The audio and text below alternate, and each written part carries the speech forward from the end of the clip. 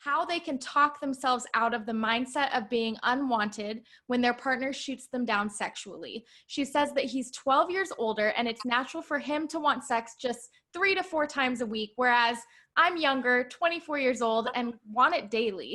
On the days when my hormones are stronger and he's too tired, I just take it so personally, which I know isn't right, but are there any coping mechanisms I can use to help from falling into discouragement? Yeah, it's a great question, a vulnerable question, and I sure appreciate whoever sent it in, just the courage that it takes to ask the question and put yourself out there like that. That it's one that we get a lot, and lots of different folks wonder about, is if you do the research on a desire, that is couples, who has the higher desire, who has the lower desire, you're going to find that about 80% of couples, the husband in the relationship has the higher desire for frequency.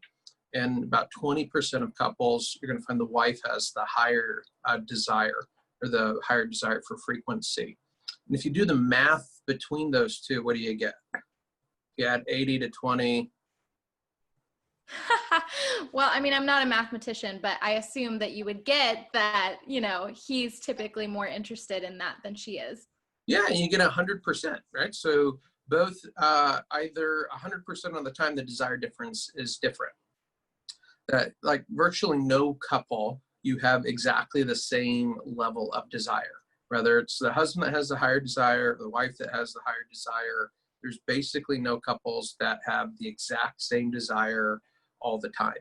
And so every couple has to navigate differences in desire.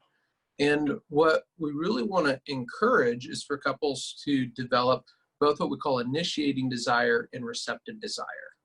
And so initiating desire is kind of what we think of when we think of desire. That I'm horny, I'm experiencing sexual desire, thinking about sex, I may want to pursue connecting sexually with my spouse. I want to initiate a sexual experience. That's kind of the typical initiating sexual desire experience. Receptive desire, on the other hand, is kind of like when your spouse is starving for Mexican food or Italian food, and you're going to go out and eat, and you're not really hungry. You're not necessarily like feeling a craving kind of for that food. But then once you get to the restaurant, you smell the food, and they bring out the chips and salsa, and the fajitas come in sizzling, then suddenly you feel that craving kind of kick in, your mouth starts to water, and you really enjoy the meal, even though you weren't necessarily thinking about it or feeling a craving for that initially. That's a good analogy. Yeah, it's an openness to connecting, recognizing that once your body's physiological arousal starts to kick in, that subjective sense of desire will kick in. And in marriage, we're committed to just sharing our sexual desire with each other, right? That we're going to pursue only us, only your husband, only your wife. And so there's this, on the other side of that, commitment that says, I recognize that we've committed to each other fidelity in our relationship.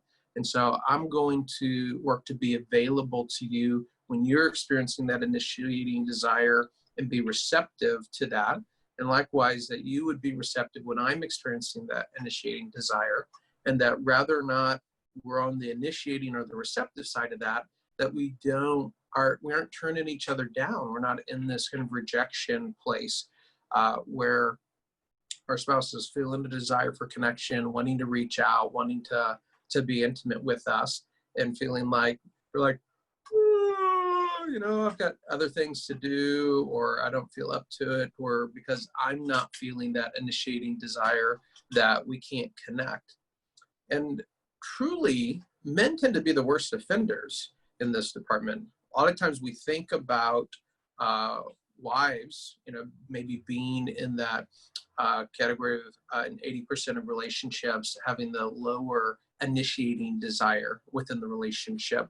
But in that 20% of men and husbands that have that lower initiating desire, guys tend to have this false conception or thought that if I'm not the one thinking about sex initially, if I'm not horny, if I'm not feeling desire, then like the mechanics of it isn't going to work. I can't connect. Like I can't have sex with my spouse if I'm not feeling it. And it's just not true. That the reality is that a man's body will respond with receptive desire as much as a woman's body will if there's just an openness to engage and connect. And so if you find yourself in that space, like the person writing this question, that my spouse seems to be rejecting or not interested, and we can only connect if they're feeling that desire, then I would really encourage you to engage them in a dialogue that says, you and me, we're committed to only sharing this part of our life with each other. It's really hurtful and really disappointing when I'm experiencing desire and want to connect with you, and you're not willing to carve out the space and engage me in a way that would allow it to develop into something that's mutually enjoyable for the two of us. And see if you're not able to engage a discussion that can lead you guys to a place of being able to have an open, receptive, and initiating relationship. And truthfully, some men honestly have the misconception that they can't connect if they're not first feeling that initiating desire. So sometimes it's just a matter of some good education around how bodies work, how receptive desire works, in order to inform a spouse who's maybe just malinformed or misinformed around that. Yeah, yeah. So what would you say, if the dialogue hasn't happened, Mm-hmm. she's basically asking, I'm taking it personally. I'm feeling discouraged Mm-hmm. in that moment where I want it and he doesn't, which I think as a woman can be difficult because there is, again, another misconception of women have a lower sex drive and Mm-hmm. you shouldn't want that.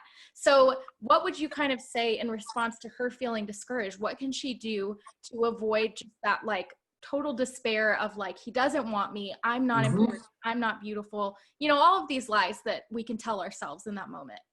Totally. First of all, I would recognize that there's nothing weird or wrong at all with a woman having a higher sexual desire than her husband in a relationship. Right. And like 1 in 5 couples, that's the case. That's a lot of couples out there where the wife has the higher sexual drive and desire. And so that's not odd, that's not weird, and there's definitely nothing wrong with that. On the other side of that is, it's kind of impossible not to feel put off by that situation, right? And so you have to be willing to have some grace with yourself to recognize that having your feelings hurt or feeling frustrated by that is natural and normal for a husband, for a wife. We want to be wanted by our spouse, and we want to know that that matters to them, and that when we flirt with them or pursue them, that they reflect that back and are engaged. And there's not really any way for you to care very much about your spouse and to really care about connecting with them and to not be hurt or put off when their response to you is less than delight in you. And so have some grace. There's not anything wrong with you that's upsetting to you. There's anything wrong with you that's disappointing and saddening to your heart around that. And so feel freedom to communicate that and express that, not in a guilt trip, complaining, attacking sort of way that just will sabotage the relationship and not really help things. But recognize the grief that you're feeling in that. There's a legitimate sadness that's around that disconnect.